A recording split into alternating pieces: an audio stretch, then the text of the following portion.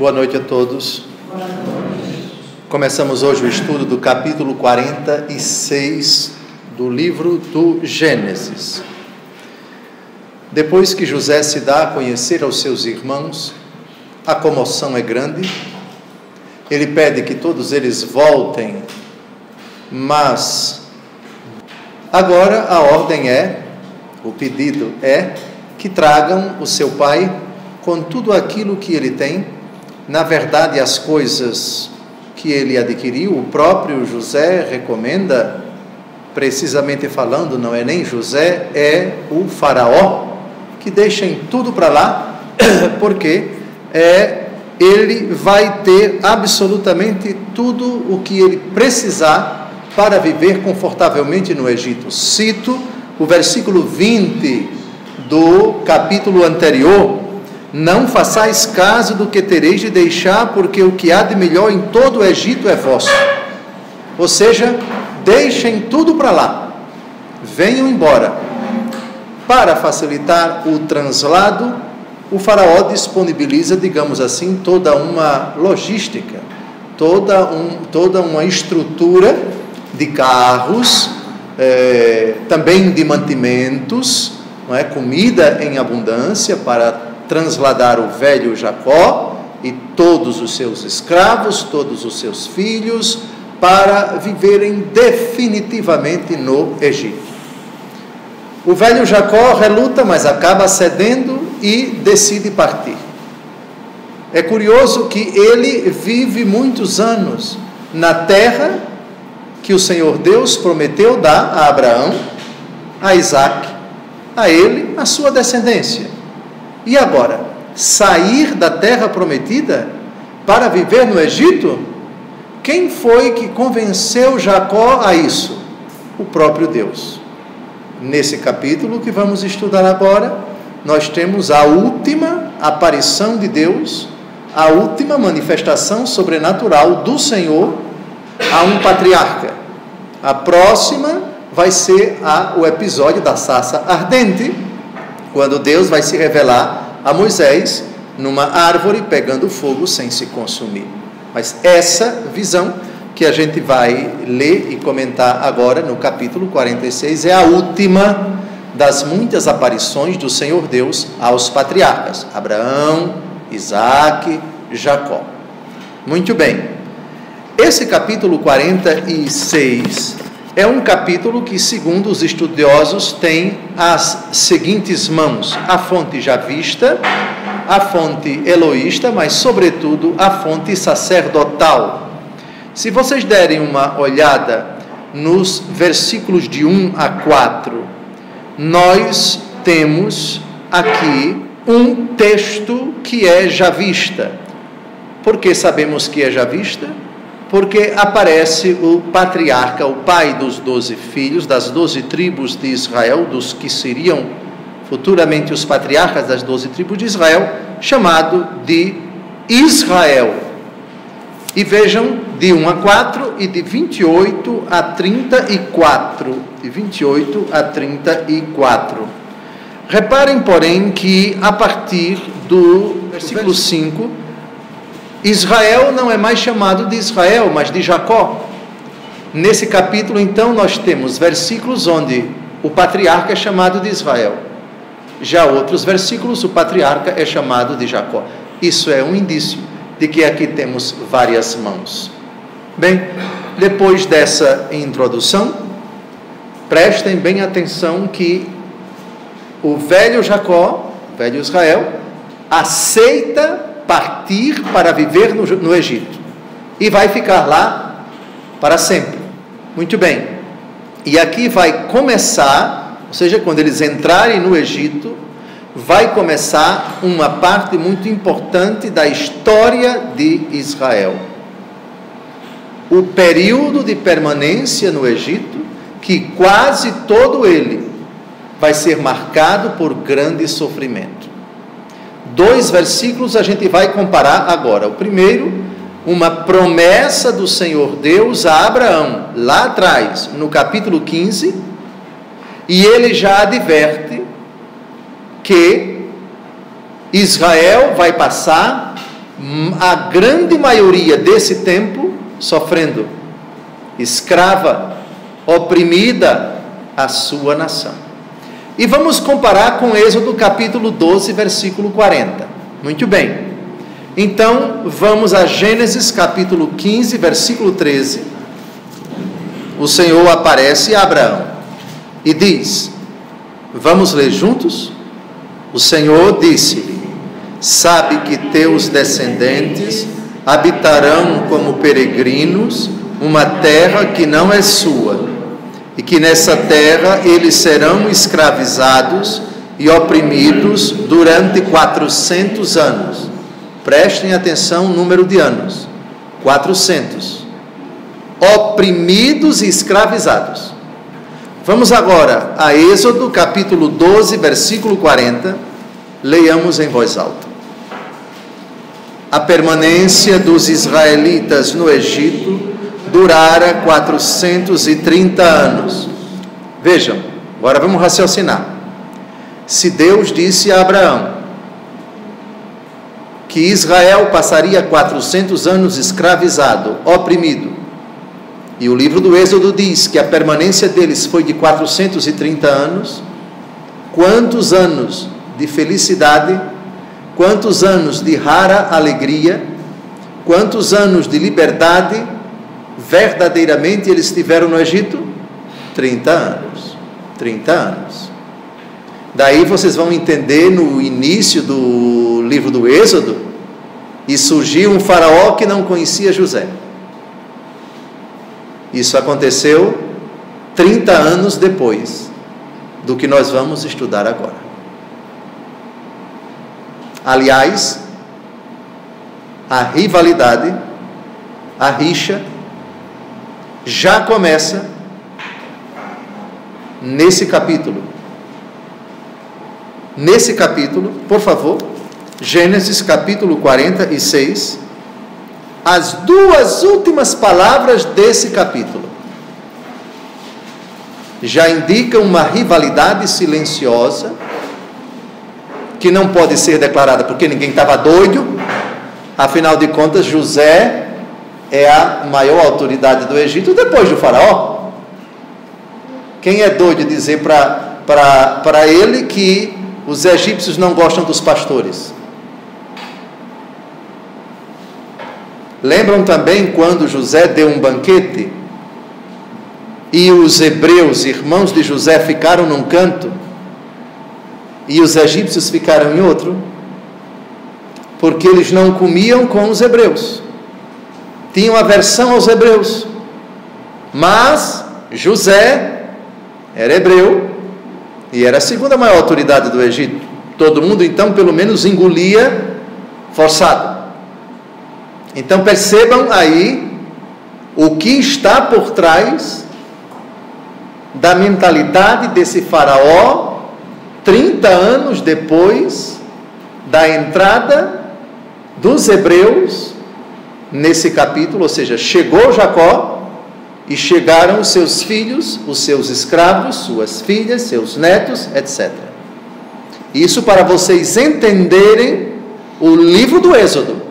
A rixa mais do que bimilenar, mais talvez tetramilenar, 4.000 anos de rixa entre egípcios e hebreus.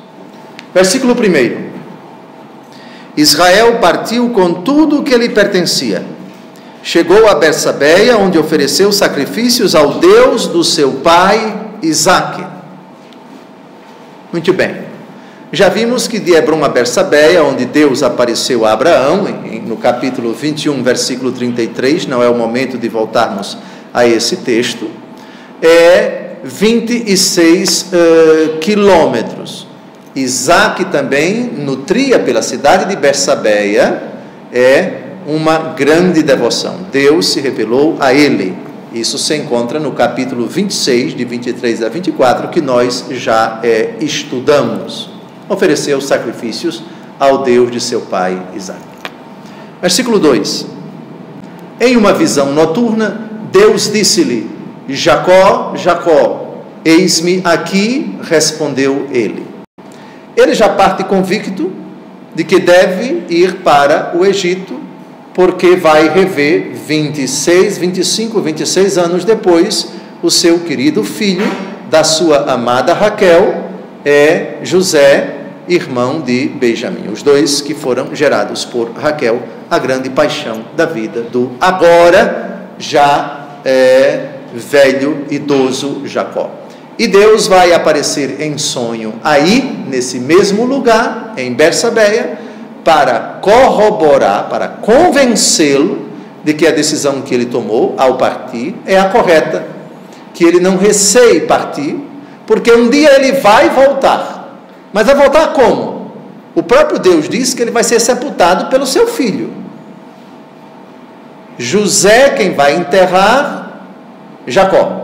Mas Jacó vai voltar, ou seja, vai subir, afinal de contas, a geografia do norte da África e também do Oriente Médio, Israel fica num lugar bem alto em comparação com o Egito. Daí se fala de Israel para o Egito é descer, e do Egito para Israel é subir, porque aqui nós temos altitudes bem diferentes, não é? Israel fica, mesmo tendo o nível do mar Mediterrâneo, mas Jerusalém é uma cidade muito alta, o Monte Sião, enfim, e é sempre a referência geográfica. O Monte Carmelo é a terra dos montes, Monte Carmelo, Monte Moriá, Monte Sião, etc., Monte Tabor. Então, a referência é sempre às cidades mais importantes. Daí se diz descer. Muito bem, então, descer para o Egito é se deslocar de Israel para o Egito. Subir para Israel é sair do Egito para Israel. E Deus disse: eu sou Deus, o Deus de teu pai. Não temas descer ao Egito, porque ali farei de ti uma grande nação. Antes de lermos o versículo 4, vejam, aqui o Senhor Deus de novo reitera as promessas que ele fizera a Abraão, a Isaque. Ele também fizera já algumas promessas ao próprio Jacó, na sua adolescência, quando ele se deslocou para Padã Arã, o sonho dele da escada de Jacó, etc. Muito bem, versículo 4. Descerei contigo ao Egito, e eu mesmo te farei de novo subir de lá. José fechar-te-á os olhos. Descerei contigo. Isso é uma reminiscência daquilo que o Senhor Deus, de outra forma, revelará a Moisés, na sarça ardente: eu sou aquele que sou. Ou seja, eu sou aquele que está presente na história de vocês. É um dos muitos significados para o eu sou. Eu sou aquele que sou. Eu descerei contigo ao Egito. O Deus dos pais acompanhará o velho patriarca durante todo o seu translado para o Egito. Vejam, e eu mesmo te farei de novo subir de lá.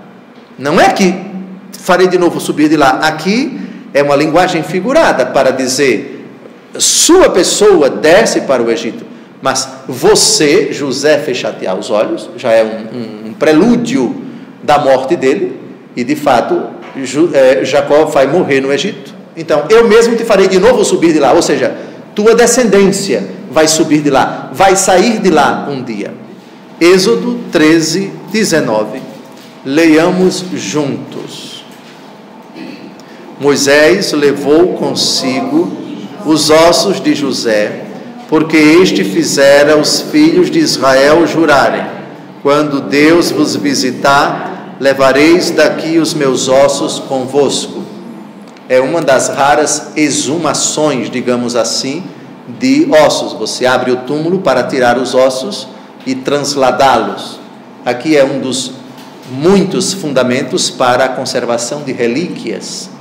As relíquias dos santos têm fundamentação bíblica, e essa é uma das fundamentações. Relíquias, ou seja, os restos de partes do corpo dos servos de Deus, dos santos, dos beatos, ou relíquias dos indumentos, das roupas usadas por esses servos de Deus. Muito bem. Agora, versículo 5. E Jacó deixou Bersabeia. Os filhos de Israel levaram seu pai, assim como seus filhos e suas mulheres, nos carros que o faraó tinha enviado para os transportar. Já sabemos aqui, já vimos no capítulo anterior, que nessa época, Jacó tinha mais ou menos 130 anos de idade. Mais ou menos 115 anos depois da promessa que o Senhor Deus fez a Abraão. Ele ainda vai viver mais uns 15 ou 16 ou 17 anos no Egito e depois vai falecer. Essa estrutura, todos vocês, não é preciso entrar em detalhes, esses carros que o faraó tinha enviado para transportar essa quantidade de pessoas, e nós vamos ver depois o número oficial, 70 pessoas, mas o número estimado, porque temos que considerar também os escravos, as crianças, que não eram computadas. Nesse capítulo nós temos a computação dos filhos de Jacó e dos seus netos, dos netos de Jacó, portanto os filhos dos filhos de Jacó, o número de 70, número que no capítulo 7 dos Atos dos Apóstolos, no discurso do diácono Estevão, vai para 75, mas um número aproximado, considerando crianças e escravos, provavelmente 200 pessoas, ou talvez mais. Bem, versículo 5 é isto. Versículo 6, tomaram também seus rebanhos e os bens que tinham adquirido na terra de Canaã. Vejam, rebanhos, muito bem, os bens que tinham adquirido na terra de Canaã, vamos chamar esses bens, numa linguagem atual, de bens móveis, ou seja, de bens que podem se mover. Portanto, as eventuais estruturas, construções, etc., não é, que foram feitas na terra, foram deixadas para lá. Por quê? Por favor, Gênesis capítulo 45, versículo 20. Não façais caso do que tereis de deixar, porque o que há de melhor em todo o Egito é vosso. Ou seja, deixem tudo para lá. Essas estruturas, essas habitações, etc. Como que o faraó aqui está dizendo, não se preocupe em vender, enfim. Se eles venderam para ajudar para ter mais um dinheiro, o texto não diz. O fato é que trouxeram apenas rebanhos e bens que tinham adquirido. Que bens teriam sido estes? A expressão bens é bem genérica. Dinheiro são bens materiais, ouro, prata, e alguma coisa preciosa de valor, tecidos, enfim, o que foi comercializado, etc. Versículo 7. E Jacó, com toda a sua família, partiu para o Egito. Levou consigo os seus filhos e seus netos, suas filhas e suas netas, enfim, toda a sua família. Levou todo mundo.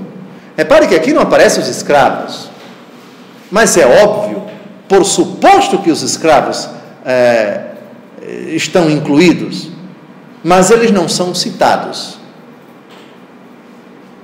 Lembrem-se vocês de Zelfa e de Bala, as duas escravas que Labão deu para suas filhas Lia e Raquel, quando elas partiram com o seu esposo Jacó. Aliás, já foram dadas quando elas estavam lá em Padã Arã. Outro detalhe aqui, suas filhas. Atenção, até agora, qual a única filha do velho Jacó citada no livro do Gênesis? Dina. Dina foi citada, dentre tantas outras, provavelmente por causa do episódio do estupro. Mas aqui está uma prova de que na genealogia primava-se pelos filhos, sexo masculino. Mas isso não significava que o patriarca só teve, a figura bíblica só teve homens. Aqui está uma prova, suas filhas. Agora, essas filhas foram de Zelfa? Não sabemos. Essas outras filhas foram também de Raquel? Não sabemos. De Lia? Não sabemos. Dina era filha de Lia, não de Raquel. Eram filhas de Bala? Também não sabemos. Isso vai permanecer um mistério. Então, versículo 7 é isto. Passamos para o versículo 8. Eis os nomes dos filhos de Israel que foram para o Egito. Aqui expressão filhos de Israel, entenda-se, netos, filhos e filhas, a expressão que inclui todos do versículo anterior. É claro? É claro. Aqui não são apenas os filhos de Zelfa, de Bala, de Lia e de Raquel, mas aqui estão incluídos as filhas e já os netos, que não eram poucos e que vão ser citados agora. Muito bem, então, versículo 9, o primogênito de Jacó, Ruben, filhos de Ruben, Enoque, Falu, Esrom e Carmi. Vamos lembrar a etimologia de Jacó: Deus protege. A etimologia de Ruben: ele viu minha aflição. A etimologia é o significado da palavra. Muito bem. Enoque. Enoque significa iniciado ou ensino. Enoque vai ser o pai de uma tribo chamada Enoquita. Vamos a Números 26:5.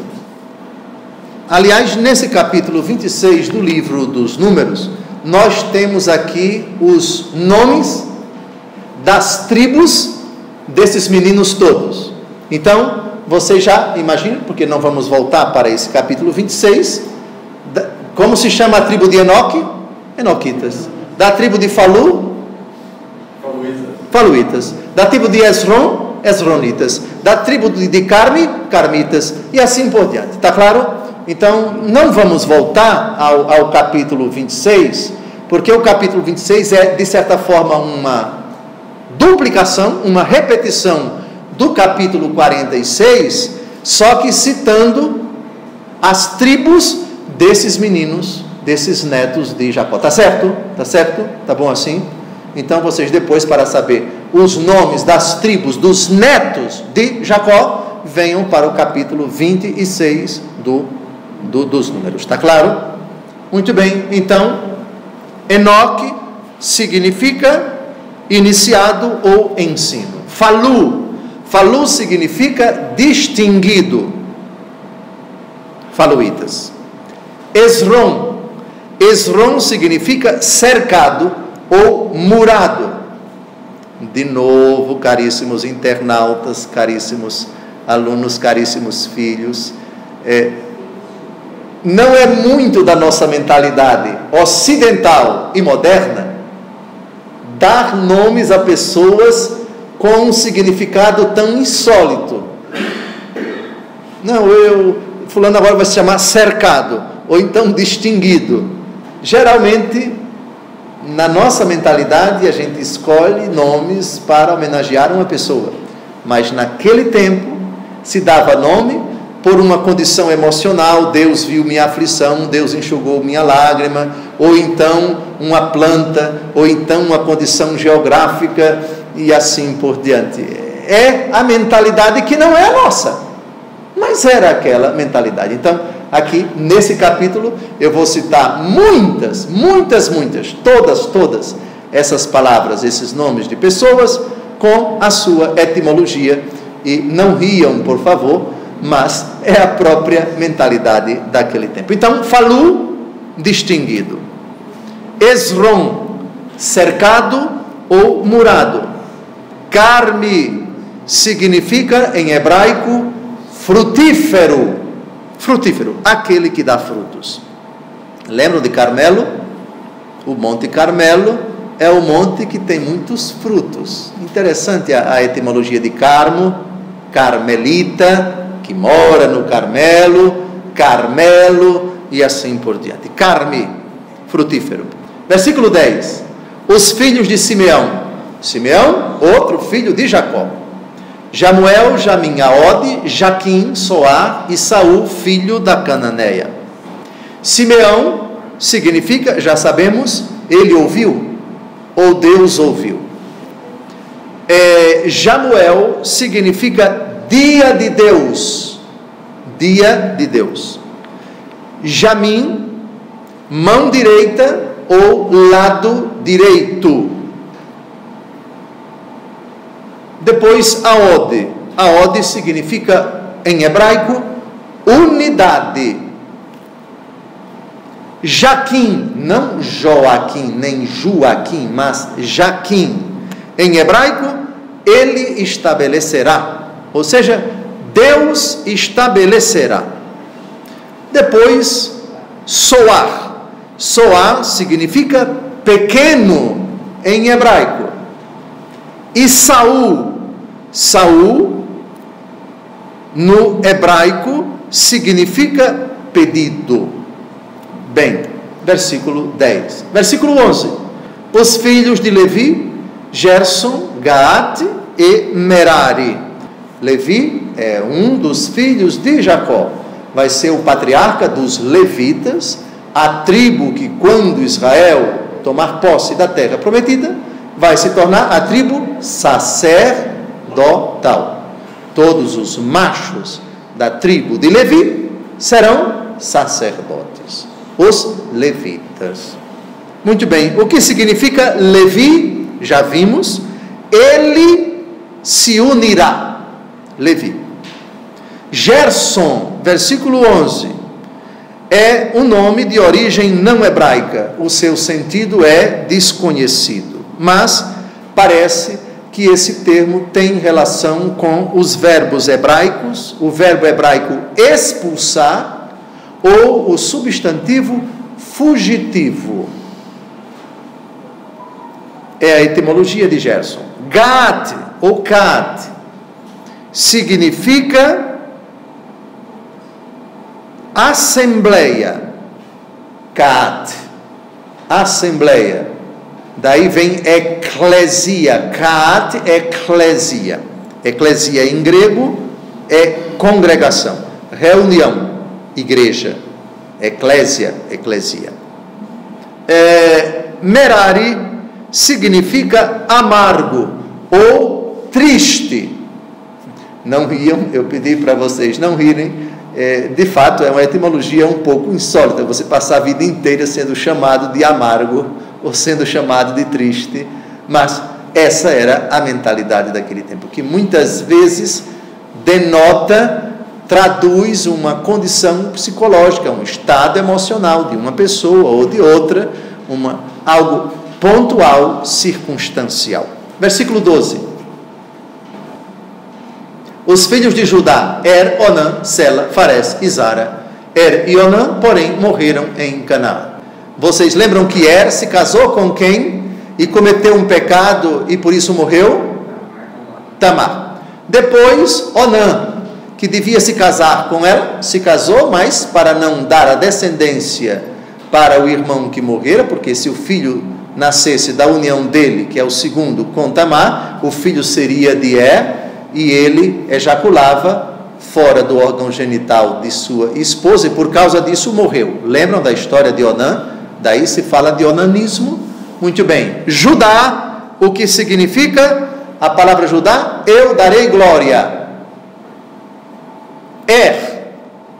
Significa, já vimos, vigia. Onã significa vigoroso.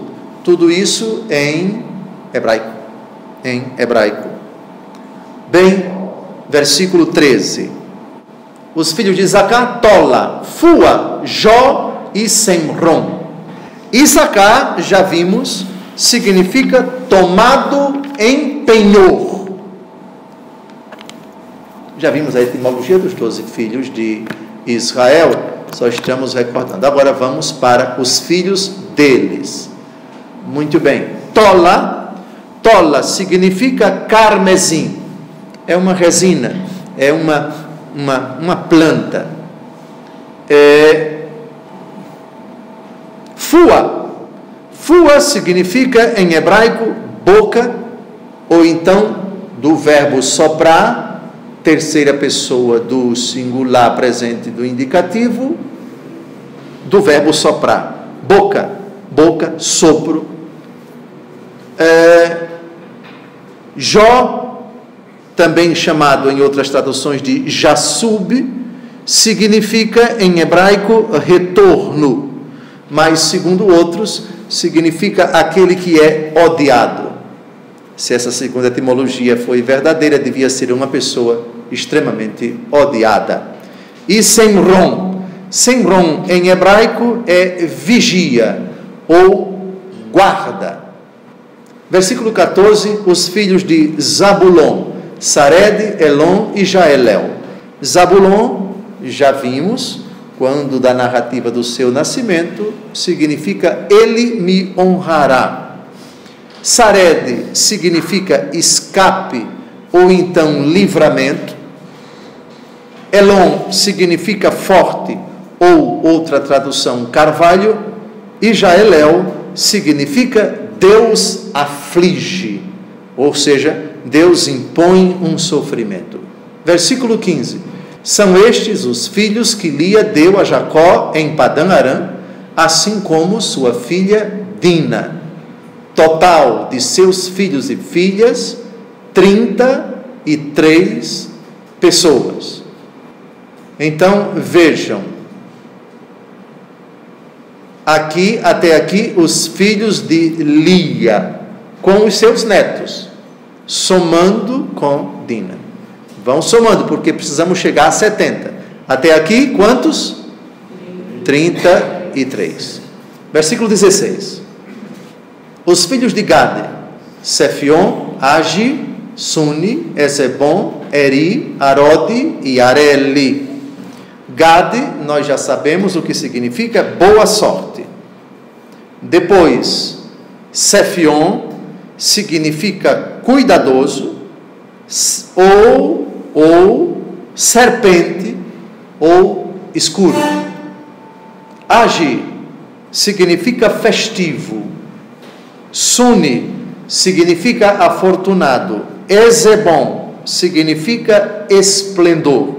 Eri significa vigia ou despertamento. Arode significa asno selvagem. É engraçado, mas é. Asno selvagem. E Areli significa heróico. Versículo 17. Os filhos de Azé, Jamné, Jesua, Jesuí e Beria, assim como sua irmã Sara. Os filhos de Beria, Eber e Melquiel. Vamos então à etimologia de todos eles. Azer, felicitar-me-ão, ou seja, me darão votos de felicidade, é o que significa Azer. Jamné significa Deus restrinja. Jesua significa plano. Jesuí significa igual. Beria significa proeminente ou mau. Sara significa abundante. Eber significa sócio. Eber, nós já vimos um dos netos de Noé, lá atrás, lembram? Eber, daí vem muito provavelmente a língua hebraica e o povo hebreu. Bem, Melquiel significa Deus é rei. Deus é rei. Versículo 18. São estes os filhos que Zelfa, dada por Labão a sua filha Lia, deu à luz a Jacó. 16 pessoas. Zelfa, nós já sabemos, é aquela escrava. O significado do seu nome, gota de mirra.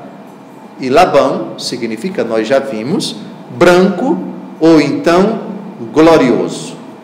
Então somem 33 com 16, já vamos em quantos? 49. Versículo 19. Filhos de Raquel, mulher de Jacó, José e Benjamim. Raquel, sabemos que o nome significa ovelha. José, que Deus acrescente, ou o Senhor acrescentou. Benjamim significa, já vimos, filho da mão direita. Versículo 20.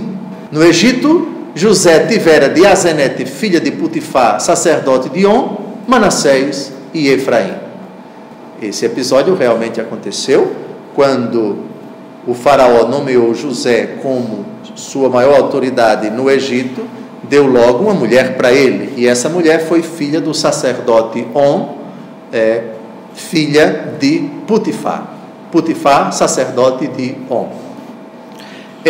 Manassés, atenção, significa aquele que fez esquecer. Efraim significa frutífero.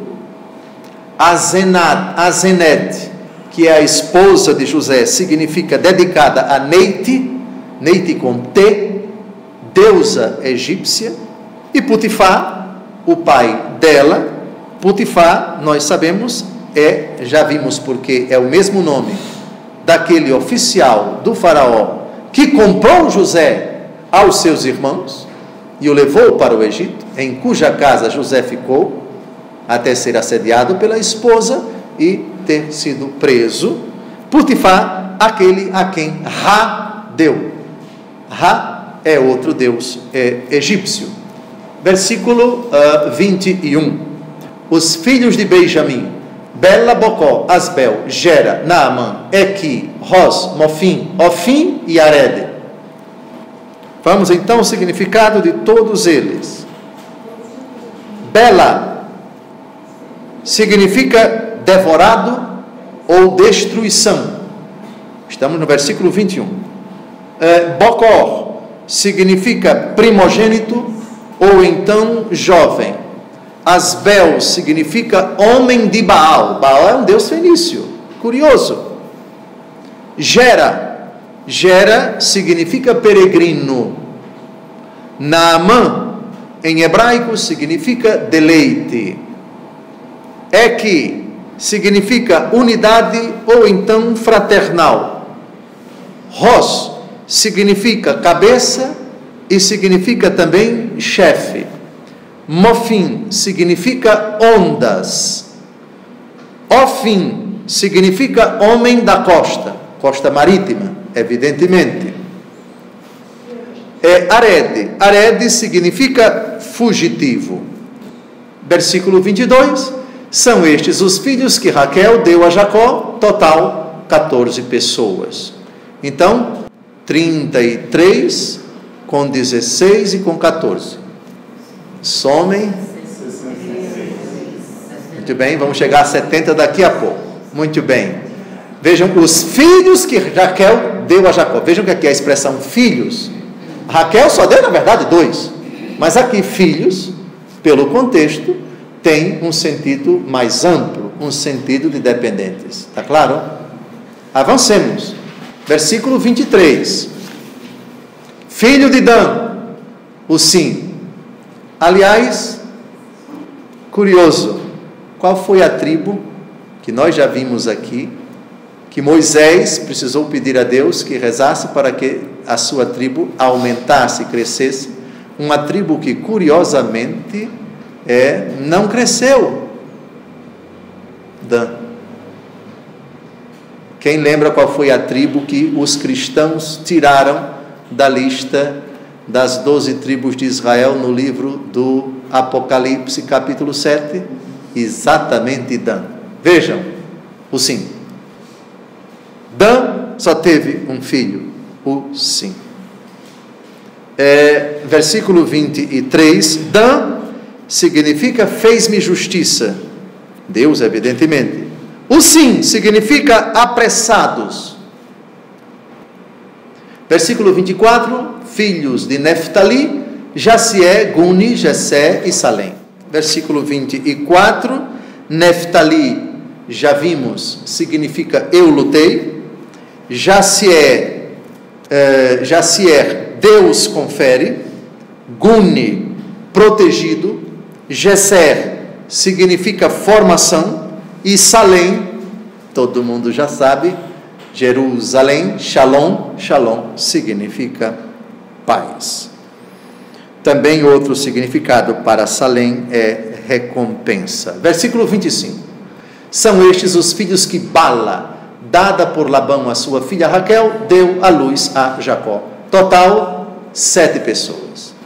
Então, somando tudo agora, a gente vai chegar a 70. No versículo 25, tem algo ainda a dizer. Bala, nós já vimos, a escrava que Labão deu à sua filha Raquel. Bala significa terna, ou seja, carinhosa, meiga, terna, meiga. Versículo 26, o total das pessoas saídas de Jacó, que vieram com ele para o Egito, sem contar as mulheres de seus filhos, era de 70 ao todo, sem contar as mulheres. Então vamos colocar aqui pelo menos o dobro. 70 com cada um com sua mulher, 140. E sem contar também os escravos. Está claro? Não é certo que todos os filhos citados aqui, ou seja, os netos de Jacó, já eram casados. Por outro lado, não dá para você fazer uma estimativa exata, tem que ser absolutamente aproximada. Agora dê uma olhada em Atos capítulo 7, versículo 14, para vermos uma coisa interessante. O diácono Estevão, no seu discurso inspirado, que o levou, que provocou a ira dos judeus, e ele acabou sendo apedrejado. Estevão morre nesse capítulo. Lá pelas tantas, no versículo 14, enviando mensageiros, José mandou vir seu pai Jacó com toda a sua família, que constava de 75 pessoas. 75 pessoas. Uma outra contagem. Dizem os estudiosos que aqui Estevão reproduziu aquilo que está na Septuaginta, que é a versão dos 70, que traduz a Bíblia do hebraico para o grego. E na Septuaginta, o número dos que foram com Jacó para o Egito não eram 70, mas eram 75 pessoas. De qualquer maneira, alguns chegam até a supor, porque 75 incluem José, que ficou no Egito, Efraim e Manassés, que são citados aqui, que na verdade nunca foram para a Terra Santa, mas nasceram no Egito. Está claro? Então já temos 3. A esposa de José e Benjamim, que ficou lá, mas que já foi citado aqui. Bom, de qualquer maneira, são 2 contagens que não alteram absolutamente o que nos interessa. Cerca de 70. 70 ao todo, Gênesis 46, 26 e Atos 7, 14, 75. Avancemos. José teve 2 filhos nascidos no Egito. O total das pessoas da família de Jacó que foram para o Egito era de 70. Então veja, dos que foram para o Egito, mas já José com seus 2 filhos, e temos que incluir a esposa de José, a filha de Potifar. Já temos 4 pessoas aí. Muito bem. Versículo 27. Jacó tinha enviado Judá adiante dele para informar a José de sua chegada a Gesem. Quando chegaram a Gesem, continuo a leitura porque a frase não acaba aí. José mandou preparar o seu carro e montou para ir ao encontro do seu pai em Gesem. E logo que o viu, jogou-se ao seu pescoço e chorou longo tempo em seus braços. Aqui está mais outra cena comovente do chorão José. Mas chorão é um jeito carinhoso até de elogiar. Eu já falei muitas vezes da grandeza da alma de um homem que chora. Não o choro covarde, o choro cretino, o choro mesquinho, o choro de medroso, mas o choro de quem tem uma alma grande, de quem tem grandes sentimentos, de quem é magnânimo. E foram quantas citações a respeito do choro de Jacó? 5. Então, no versículo 28, nós temos aqui a cidade de Gesem. A cidade de Gesem, os arqueólogos identificam com a atual Wadi Tumilat. É uma cidade que fica no norte do Egito, no extremo norte do delta, da península do Sinai, já às margens do Mediterrâneo. Uma cidade muito privilegiada do ponto de vista do clima e também da agricultura, da terra, uma região muito favorável para a criação de animais, para a agricultura e para a pecuária. Versículo 29, já vimos o encontro comovente do filho que não via o seu pai há tantos anos, o pai que pensava que o filho estava morto, ou seja, os seus irmãos mentiram, o pai que pensava que o filho havia desaparecido, e o filho que passou tantos anos longe do seu amado pai, chorou longo tempo em seus braços. Dispensa comentário, versículo 29, avancemos. Agora posso morrer, disse-lhe Israel, porque vi o teu rosto e vives ainda. Aqui a gente percebe a predileção de Jacó pelo seu filho do grande amor de sua vida, Raquel. E aqui a gente compreende, porque depois que ele recebeu a notícia da morte de José, que não era verdadeira, que ele tenha se apegado tanto a Benjamim. É lógico. Benjamim foi o que restou de lembrança da querida Raquel. Agora ele tem 2 prediletos, e como se não bastasse, ele ainda vai adotar os 2 meninos de José. É idoso, são criancinhas, são seus netos do filho que ele tanto amou, com o devido respeito aos demais. Muito bem, agora posso morrer. O que é que o pai que vê o filho que pensava que estava morto pode esperar mais da vida? É uma afirmação perfeitamente plausível. Vamos avante. José disse aos seus irmãos: vou avisar o faraó, dizendo: meus irmãos e a família de meu pai, que estavam em Canaã, vieram para junto de mim. Aliás, já era uma coisa esperada pelo faraó, porque foi o faraó quem recomendou, foi o faraó quem disponibilizou toda a logística. Só que o faraó não sabia da notícia, que eles já tinham chegado.